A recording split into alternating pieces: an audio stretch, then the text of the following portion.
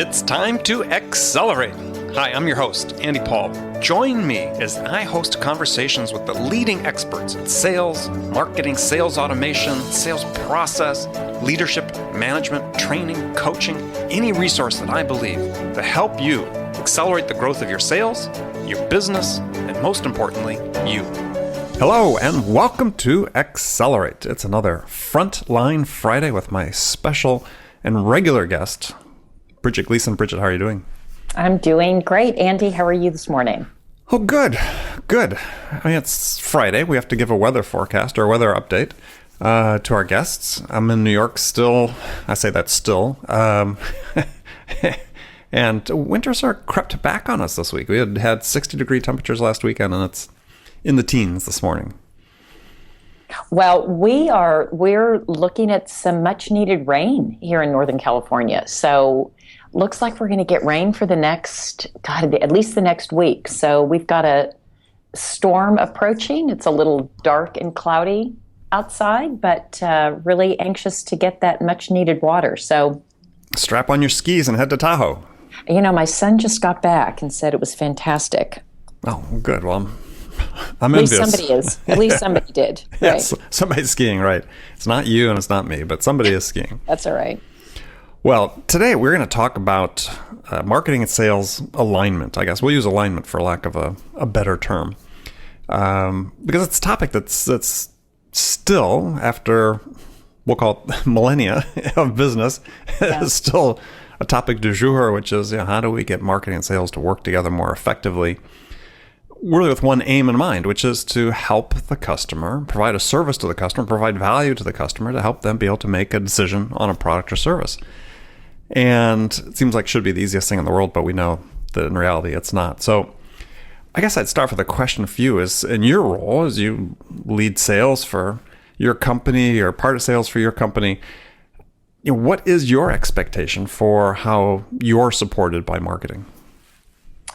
Yeah, I think it's a great topic, Andy, and it's, I think there's sort of a historical and traditional finger pointing between sales and marketing, and it's so counterproductive and really important that sales and marketing engage in a dance, as you say, to the benefit of the prospect and the buyer, to give them a better experience. So at SumoLogic, we work really closely with marketing, and it does require effort, and it's easy to fall back into, you're not providing us the quantity and quality of MQLs that we need. And it's easy for marketing to point at sales and say, you're not following up. If you followed up on the leads we're giving you, we give you more of them. They're good leads, but the team doesn't know how to follow up and they fall into a black hole. So it's very easy for that conversation to devolve. I think, though, that what you're saying is sort of highlights one of the reasons there's this issue, because is if what you're thinking about, all you're going to get from marketing are leads. I mean, don't you need much more, though? I mean, that's the thing, is don't you need content, right? And when your salespeople are out talking to prospects or talking to prospects on the phone, isn't it part of what they need is great marketing content for sales to help them continue to, write content, write value at the right time to help the prospect move through their buyer's journey? Absolutely.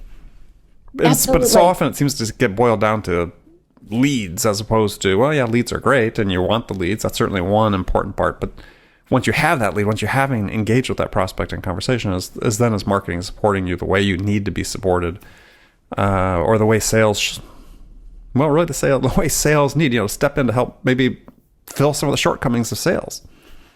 Yeah, I mean, it's really true. Sales does need marketing to help step in with content and being out there with a strong voice in the community and to be a thought leader and to help with messaging. Sales absolutely needs that. And again, I'll go back and sit on the marketing side of the table, and I don't remember now what the percentage is of content that's created by marketing that sales never uses. I think it's 70-80%. It's a high number. 70-80% of what marketing creates for sales never use. Sales does not use. Which is interesting because there was a statistic or a study done by the CMO Council. I was reading this in a blog that said that they found that salespeople spend 40% of their time looking for content created by marketing, or alternatively creating their own to fit a need that they feel marketing's not meeting. Right. Does that sound about right? Yes.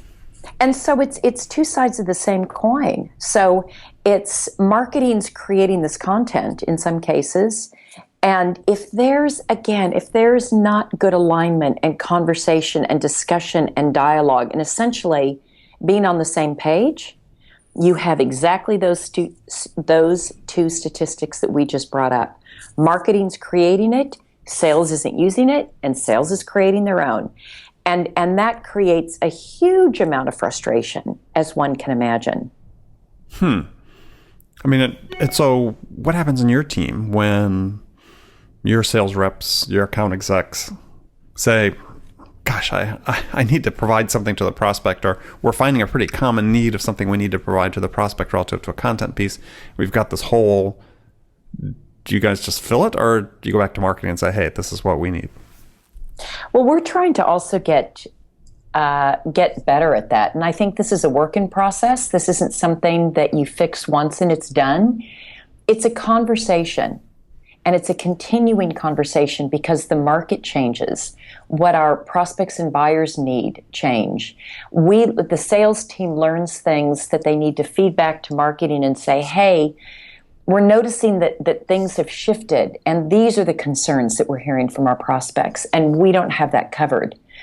So we have a portal that where we keep content and materials, and that's where the latest and greatest presentations and case studies and white papers and messaging resides. And that's where marketing will put assets, and that's where sales will go to look for assets. What we're working on creating now, Andy, is how can I, as a sales leader, measure, monitor, and inspect that the sales team is actually using these assets, and then what is the effectiveness of these assets when they're out in the wild.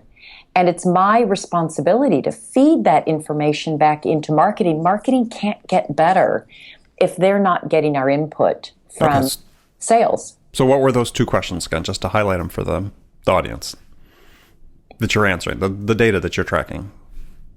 So what content are they using, and how effective is it? Okay. So how are you tracking that?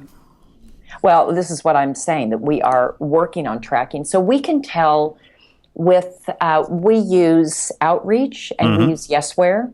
So we've got templates that we populate the content for marketing. And we can see, I can tell which reps use which templates based on marketing campaigns, and then how effective they are. It'll score them for me. Okay. So give an example of one using, because Outreach and Yesware are different, and a lot of people may not be familiar with one or the other. So maybe just give an example of how it works with one versus the other. So let's say with Yesware, for example, I may have, let's say I'm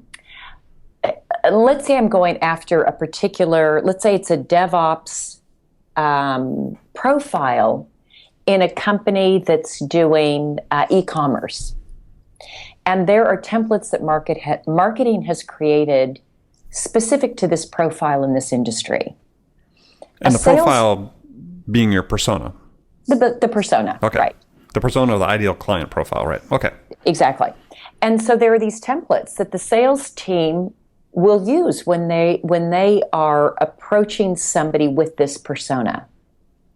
So they'll use this template, and Yesware will track how many times the template is used, how many times that email gets opened and how many times it gets replied to.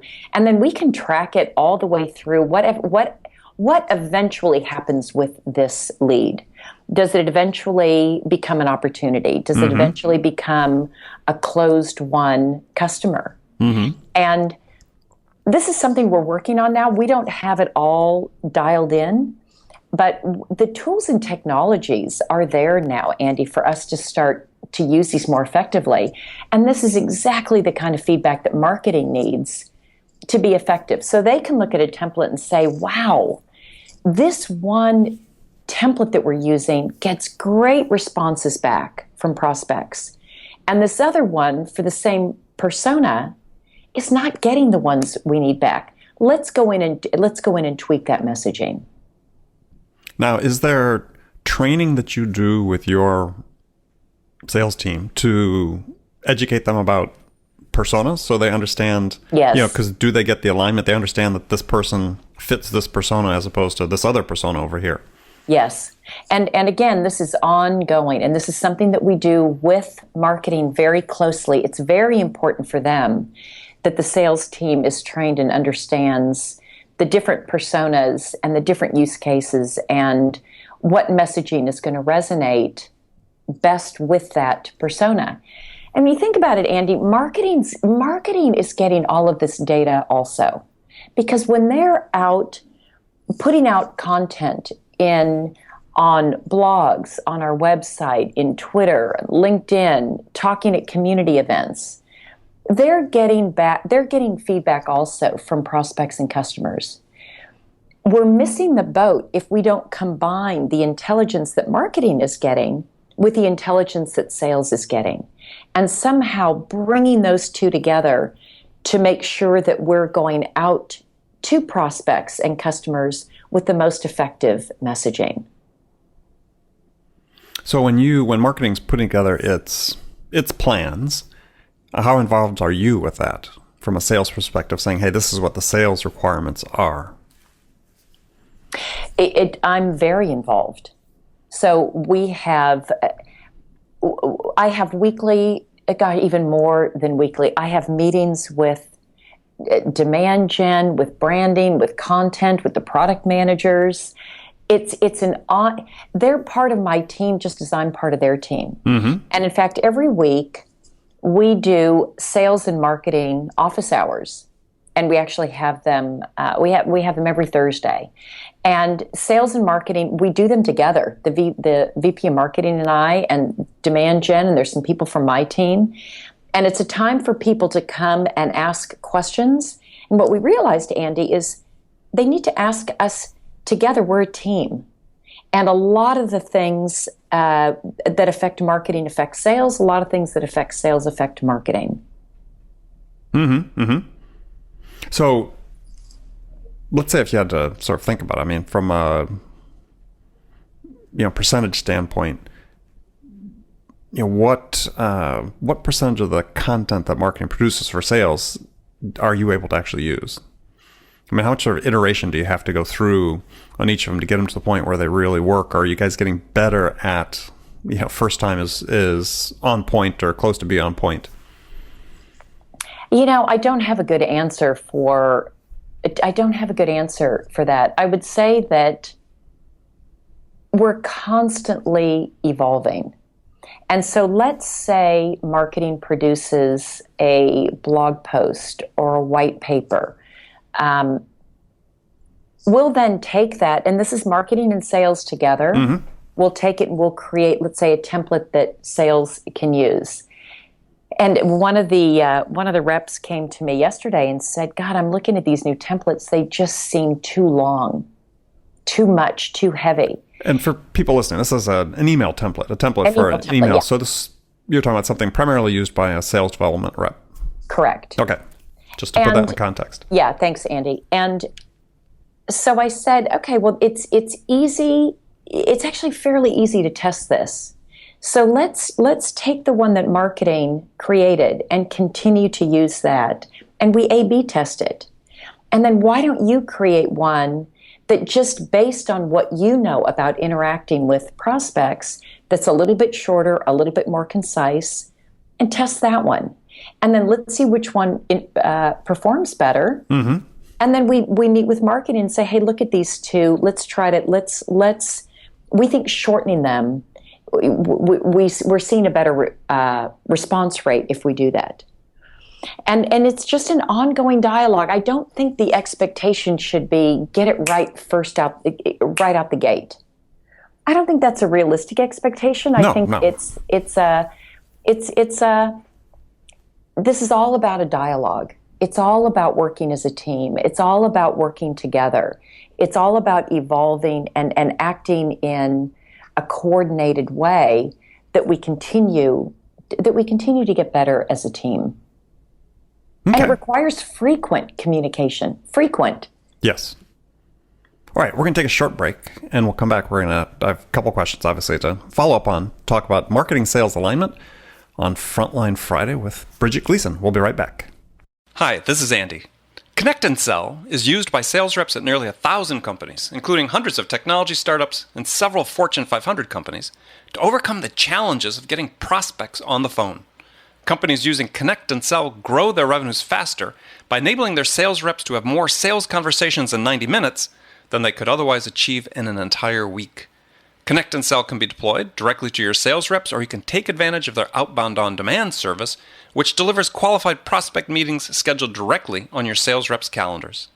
Visit connectandsell.com to learn more about how Connect and Sell can start filling your pipeline today. Welcome back. We are talking marketing and sales alignment today. And so a question here is so you sort of two parts to your SDR team. You've got your proactive outbound, you've got your inbound responders. Or do you, I forget, do your people do both? Do you have a separate inbound team? We have one team that does both. Does both, okay. Yeah. So, part of the theory of content marketing is that content marketing is initiating the dialogue with the potential buyer before sales gets involved in the process. But as you and I know, there's lots of people that believe that the statistics about fact that are statistics, I won't say statistics, the studies that have been done that project that buyers are more than 50% of the way through their buyer's journey before they ever engage with a vendor or a sales team. People that believe, that's not the case, right? That the first time the buyer really didn't start their journey until the salesperson actually talked to them. So if marketing is creating this conversation that supposedly is taking place, where does sales enter that conversation?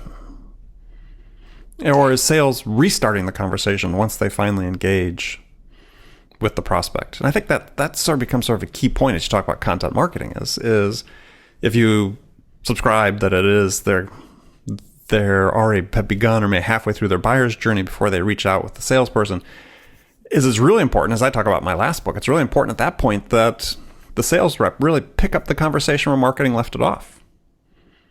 And not go back to and start engage what I call top of funnel selling, talking about the company and what we do again and so on and so forth. So how do you see that working what you do? Well, I think when things are working properly, it is as you described, which is that marketing has nurtured them partially along this funnel. They're deeper down into the funnel. They've already started. They've engaged the prospect, and they've nurtured them along their buyer's journey, so that by the time a sales rep is interacting with this prospect, they're maybe 2/3 of the way through. And you're right, the sales rep shouldn't go back to the top. It shouldn't go back to the top and start all over. And they're just picking up the conversation, and the prospect knows a certain amount about the company, about the product or service, and they're ready to go take it to the next step, which typically when sales is involved is, how does this product or service meet me, the prospect, where I am and my particular environment? And it becomes a more personal interaction between that problem and the product or solution. So sometimes, though, especially if you have an outbound team, sometimes the prospect or the person you're calling doesn't have a lot of awareness, and the sales rep is starting to have to go back to the top of the funnel. And that's a very ineffective way. It's a very ineffective way to do sales. It happens. The conversion rates are lower. Obviously, the time to close is a lot longer because the buyer is a lot further back in the journey. Well, the thing that's interesting, though, is you have people, and I've interviewed people on the show who will contend the exact opposite. And this is, I'm not going to take sides yet, but, there are people say deals that are developed, opportunities that are developed proactively, right? Where basically the prospect's discovering it based on the call from the SDR or the initial outreach from the sales team. Converted higher rates, converted higher dollars. Andy, I've seen that. And I think what that has to do with, I don't think that's because it's better to start somebody cold. To me, what that says is the ones that marketing is bringing in aren't the ones that say, there's something wrong with what marketing's able to attract and the product market fit that sales is looking for. So to me, that's more an indication of marketing's not getting to those people that are ready to buy, or it could be that the messaging is off a bit. But there's something wrong there if sales can warm them up more quickly from dead cold. In most cases, I wouldn't say in all cases, but I would dig into that one deeper before making sort of a proclamation regarding it's just better if you start cold. I believe me, I agree 100%. That's why I brought it up, because people that believe that somewhat fervently, and I never can really understand the logic behind it. I mean, if marketing has engaged somebody, and as you said, engaged them in the right conversation, there's nothing about that says that, well, somebody that's a little more standoffish is more likely to buy quicker and buy bigger. Yeah, it's hard to really get behind that, except in maybe one-off situations. I see that it can happen, but it means that something should be adjusted, in my opinion. Yeah. Something's not working if that's the case. Yeah, I think, and that's really the point I think I would make to people listening, is that if you find that's the case in your sales, that your bigger deals are coming because of what you think is a proactive outreach by sales, I wouldn't treat that as the rule. I treat that as, well, that's what's happening because, as you said, our marketing is just not on point yet. And you want to keep investing in your marketing to try to make it more on point so that you can bring those customers in, those big customers, the ones that close more quickly and bigger, partway into their buyer's journey where you want to engage them, because then it becomes much more effective for your sales team. Yeah, I agree. Okay, gosh, now that I've been able to preach a little bit, fantastic. So another question that has to do with content and content marketing is, and we sort of touched on this before, is when marketing has some content, does sales really know how to use it? And I really want to talk about this from the perspective of the account execs more so than your sales development reps. So the ones that are really responsible for taking the prospect, from qualification to close, their content needs a little bit different. I mean, a little more sophisticated, more nuanced, more contextual, more value driven. So it seems like they almost engage more with marketing than your SDRs would, or they should, let's say. Well, they both engage, but there's a different, they may look at the same blog post, or they may take the same information, but what the SDR team needs and what an account executive needs, they may be pulling different things from it. So marketing would often argue that the account executives don't know how to use it.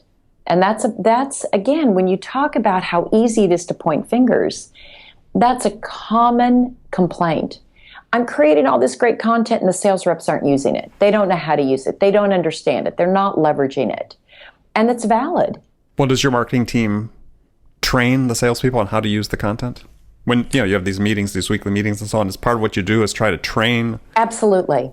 So how do they do that? I mean, do they create like a little cheat sheet that says, hey, here's what this piece is. This is who the persona is targeted for. Here are the key points. Here's where to use it. Yeah, very, very much like that. And they'll talk about it and why it's important and why it's relevant and where they're keeping the assets in what we call Sales Central.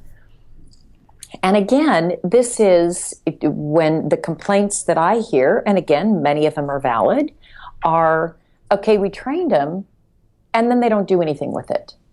And it's so important, this idea of reinforcement. And it's where managers can really step in and be helpful. It's where teams, talking about it at the individual team level, what are you using and how?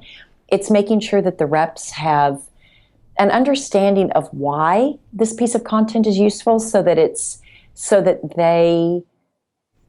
just having them understand is very helpful.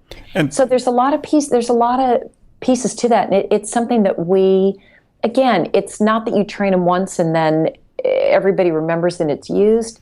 It's just an ongoing, again, discussion and dialogue and reinforcement. And do you get your marketing people involved in the sales calls where the content is being used so they can see how it's being received and so on?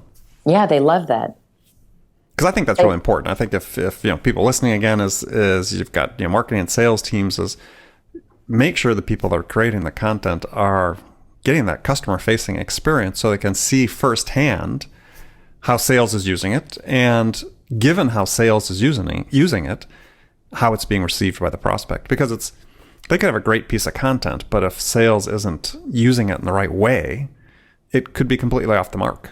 And this is what I see fairly frequently is well-intended content that probably has a fair amount of value. In sales, well-intentioned perspective thinks they're using it the right way, but they're not. And so just that mismatch really becomes a critical mismatch between what the customer is expecting, what they think they need, and what they're receiving. Yeah, and I think you're absolutely right, Andy, that keeping marketing in the loop, and I don't know if all marketing teams are like this, but I know here at SumoLogic, the marketing team is eager and anxious and excited to be on calls with sales reps and to be in the meetings. And they really want the information. They want to get better.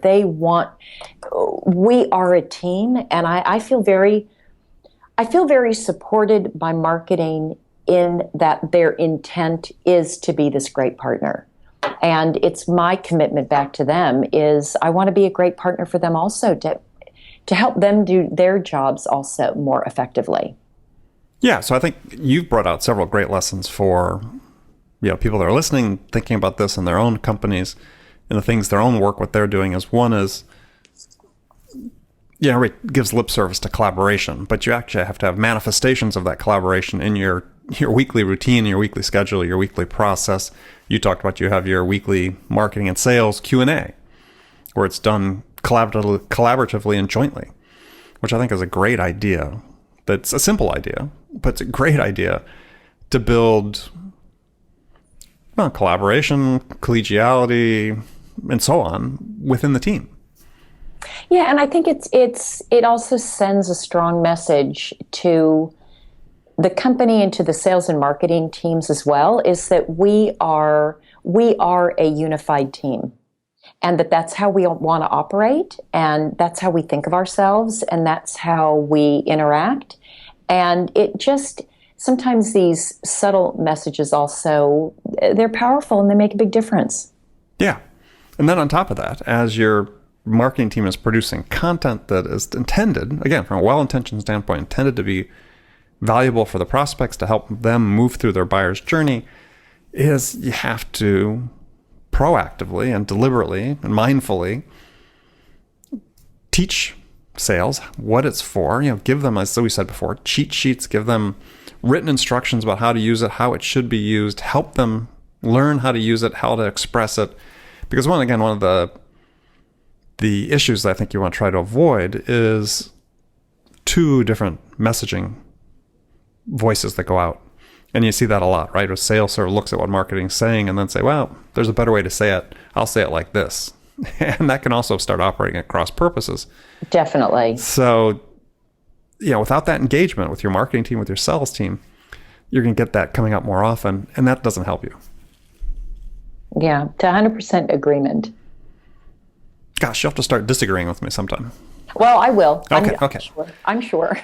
We're putting it as a teaser for the audience. Stay tuned, because we'll That's have right. disagreement. Maybe next week we'll have disagreement. Let's do disagreement Friday. Disagreement day. Okay. Yeah, Friday. Right. Disagreement Friday. I bet. Well, okay. We'll have to work on that. Maybe we can come up with some ideas where we're not so aligned. Okay. Well, great. So, as always, it's been a great show. Appreciate you being on. My guest on Friday, every Friday, has been Bridget Gleason, and we'll look forward to talking next week. Sounds great. Have a great rest of the day, everybody. Thanks for listening to the show. If you like what you heard and want to make sure you don't miss any upcoming episodes, please subscribe to this podcast on iTunes or Stitcher.com. For more information about today's guest, visit my website at andypaul.com.